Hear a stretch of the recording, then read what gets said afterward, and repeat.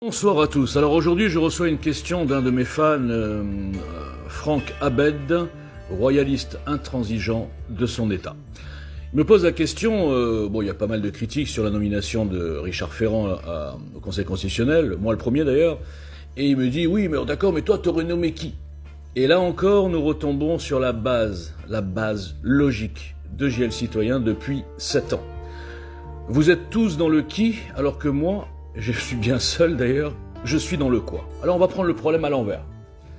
Le Conseil constitutionnel, son rôle, c'est de vérifier que les lois votées par le peuple et par leurs représentants, on va dire les députés, sont constitutionnelles. Alors moi je pose la question. Dans une démocratie, une loi qui est votée par les représentants, je vais m'adapter à la République, la 5e. Une loi qui est votée par les représentants du peuple, donc au Parlement. En quoi elle a besoin d'être vérifiée et voir si elle rentre bien dans le cadre de la Constitution. Si on prenait le problème à l'envers, eh bien, logiquement, encore une fois, on se dirait qu'une loi votée démocratiquement à l'Assemblée nationale, si elle nécessite une modification de la Constitution, eh bien, la modification est automatiquement adoptée. C'est d'ailleurs la base du mandat, plus ou moins impératif, c'est loin à expliquer, c'est la base de réflexion du programme EJL Citoyen. Donc déjà, pour répondre à la question qui, je répondrai quoi, et en ce qui me concerne, il n'y aurait même plus de quoi, tout simplement. Donc la base, c'est quoi? Le peuple a voté, la Constitution ne descend pas du mont Sinaï, elle n'est pas intangible, gravée dans la pierre, elle doit s'adapter au pays, à l'évolution démographique, à l'évolution économique, à l'évolution idéologique, à l'évolution de tout ce que vous voulez, d'accord? Pour la survie de ce pays, de cette civilisation, et même la sécurité de ce peuple.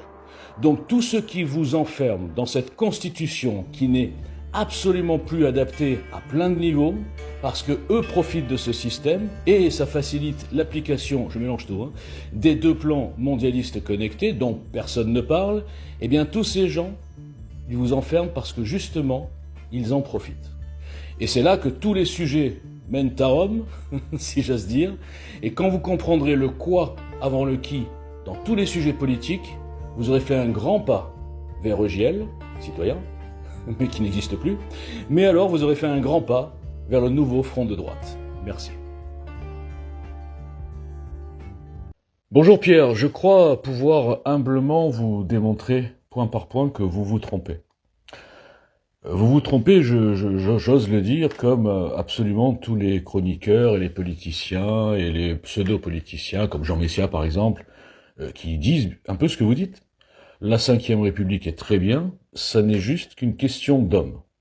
Alors revenons un petit peu sur l'époque de Gaulle, puisqu'effectivement c'est un modèle, c'est même le modèle sur lequel cette constitution et ce système globalement a pu être, efficace, parce que l'homme était ce qu'il était. Un homme qui a démissionné sur un référendum où il a perdu à 52%.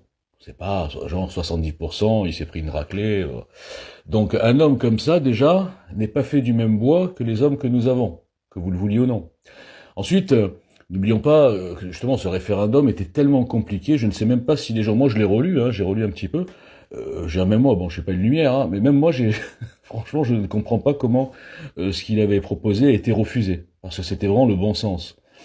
Et donc, je crois que les gens n'ont même pas compris, ils étaient plus en train de rejeter De Gaulle, suite à mai 68, etc., mais ils ont fait un vote politique et pas un vote d'intelligence ou de réflexion.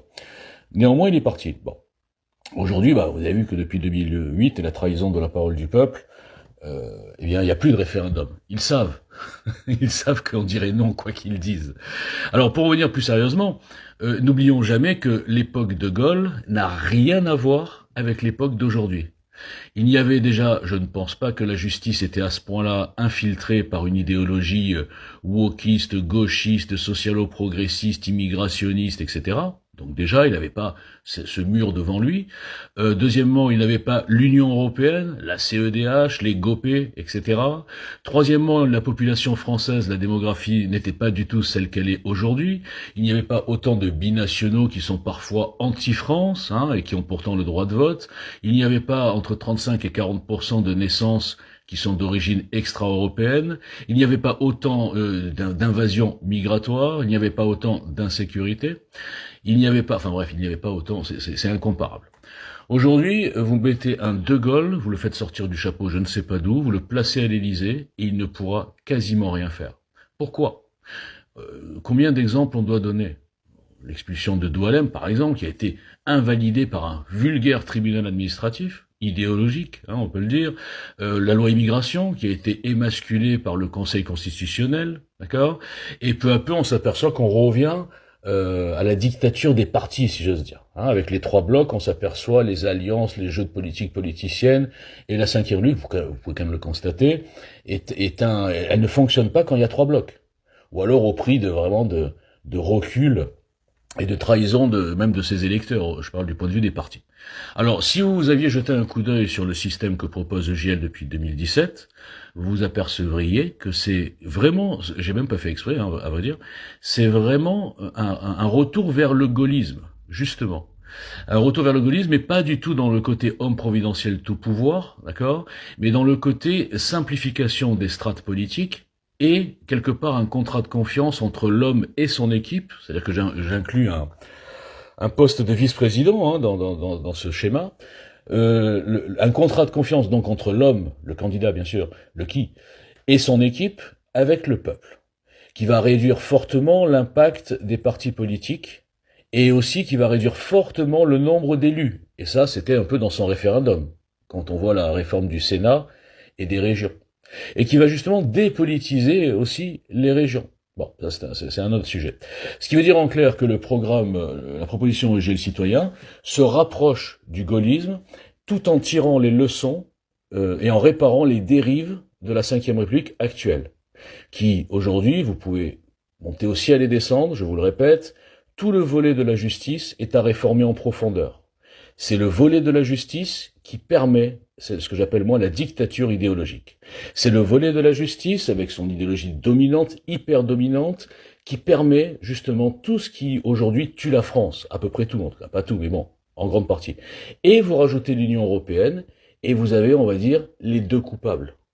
Et ces deux coupables, façon de parler, si vous voulez les combattre, vous êtes obligé de passer par une réforme profonde de la Constitution, des institutions et de l'architecture du pouvoir et d'une simplification déjà, et surtout, je répète, le contrat de confiance qui est fondamental, qui évitera justement les mensonges de campagne, les promesses non tenues, le roue libre, on appelle ça un roue libre, quand un président peut dire ce qu'il veut, il est élu, et ensuite il fait ce qu'il veut, ça passe pas, hop, 49.3, etc.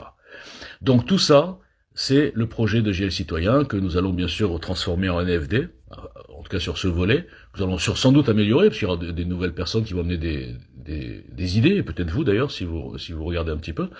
Et vous comprendrez bien, qu'on le veuille ou non, c'est un problème avant tout de système. Et bien sûr, si vous faites un bon système et que vous mettez des hommes qui vont mal utiliser le système, d'accord.